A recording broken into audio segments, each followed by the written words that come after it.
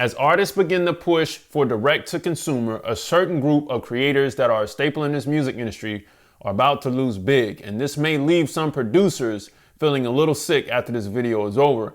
And I can't say that I'm here with you, but I can empathize with the pain that you may feel in about 12 months or so. However, I saw the warning signs last year, and so did some of my audience members. But if you want to survive this shift, we need to talk about a few things right now on the Music Money Makeover show. First things first is artists are craving a solution to Spotify, and there are strategies and options available. Because artists have started to time release projects via even Bandcamp and iTunes, only releasing singles to Spotify in the beginning while cataloging with Spotify later, this is a problem.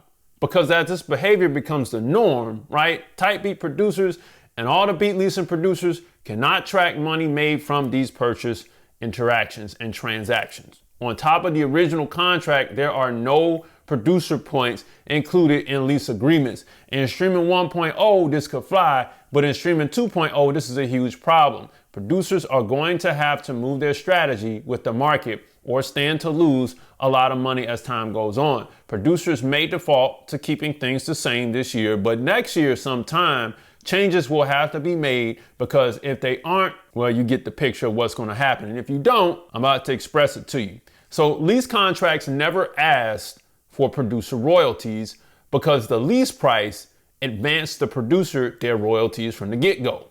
And because streaming producer royalties were so bad, that was the case for the price being what it was. Now, as D2C comes online, they will go up across the board, meaning the producer royalties. The demand for that from the producers will start to be requested again, because what I'm discussing now is you're missing out on a whole revenue stream that your contract doesn't have anything to do with. And quite frankly, the sickening part is you have no way to track this.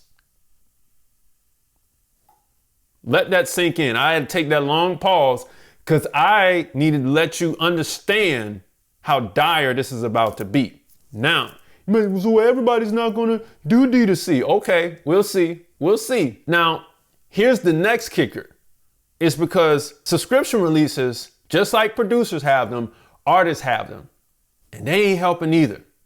Just let that sink in. Last year, I had a few artists that suggested releasing exclusive music to their communities from my audience. And this is another undocumented threat, because artists can make thousands in their communities providing promotional releases to entice signups.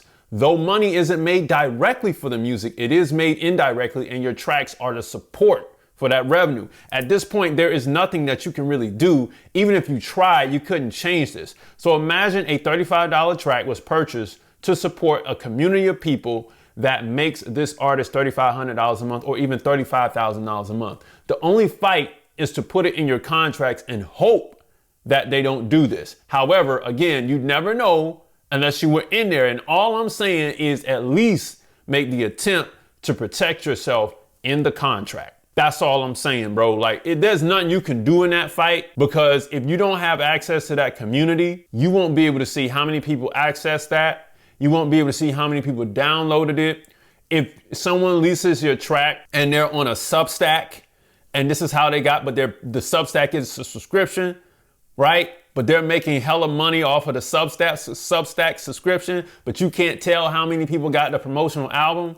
You have to walk away with your $35, $45 or your track out fee of $100 or $300. Like, and you have to say, hey, that's what it is. That's the game. So communities are the private island shelter or shell companies that you should fear, is all I'm saying. It is what it is. Now, here's the next one.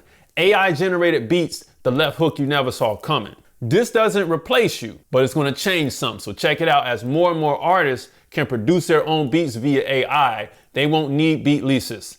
They will just make their own beats for demos and find other producers to add elements or finish the productions themselves. Now, I entered the game in the snap music era, right? So I know it doesn't take much to create a hit. And being a purist has no place in a monetary conversation. The playing field will continue to be leveled, and even though you may think people still want leases, as time rolls on, they won't need you because they have other options. And this move will be the invisible glitch in your model. It may be time to start thinking about offering real exclusive production services, because in the end, when artists want a real record after they've gotten notoriety off of the AI beats, they will be looking to you for your expertise if you've developed it. Okay. And so I think that offering this type of service would help, because singer-songwriters will actually run rampant with this, as there are writers who need beats, but not enough producers that actually know how to work with writers, because there are a lot of producers out here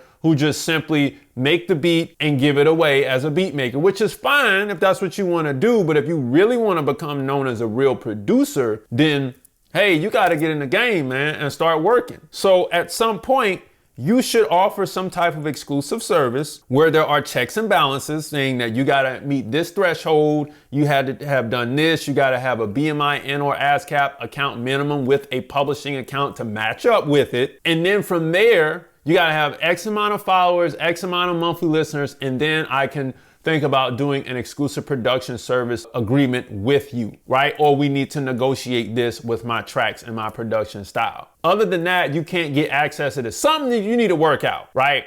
But I'm just saying you need to be aware of what's coming, because AI isn't necessarily the thing that's going to take you out. It's going to take out the entire model. It's going to decrease revenue. That's the invisible part that I'm talking about.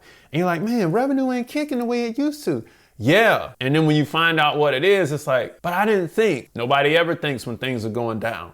So what if you lose your current income stream from beat leases? Because this is real, like this personal now, right? Because while this is a valid concern, the real issue isn't losing the lease income. It's failing to adapt to the changing market, because the revenue potential from high ticket and percentage-based production services and D2C partnerships far outweighs the declining returns from traditional beat leasing.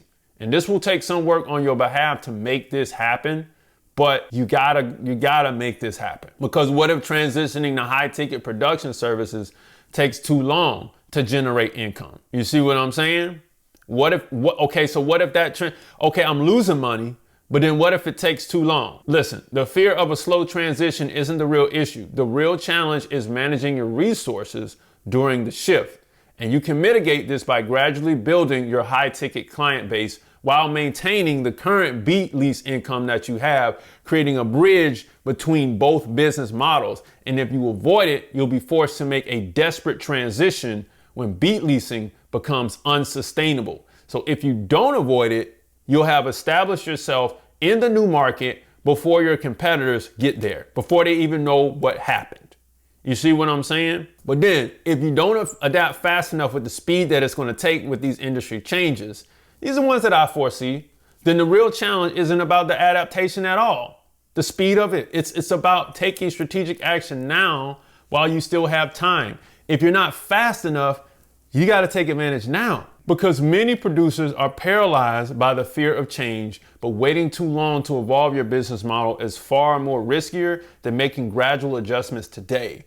Because what will happen is one day you'll find yourself in a new industry where your model doesn't work anymore, or it's just not going to be making enough money.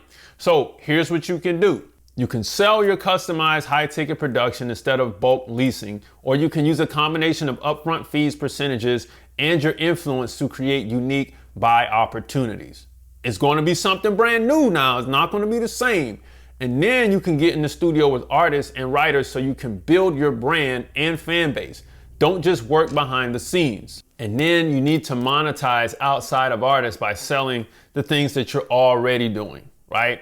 The sound packs, the memberships to exclusive selected peoples and other production services, right? And even if you sold exclusive memberships for those who are on a certain tier, who will get access to your tracks quicker and faster, right? Great. Have those people pay, right?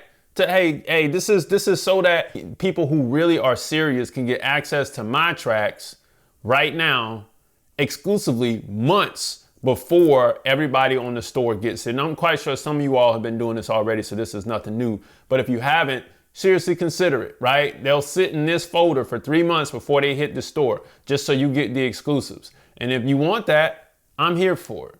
These are just things that you can do to actually support your revenue streams. The last thing you want to do is lock in some revenue share contracts in the D2C model before it becomes saturated.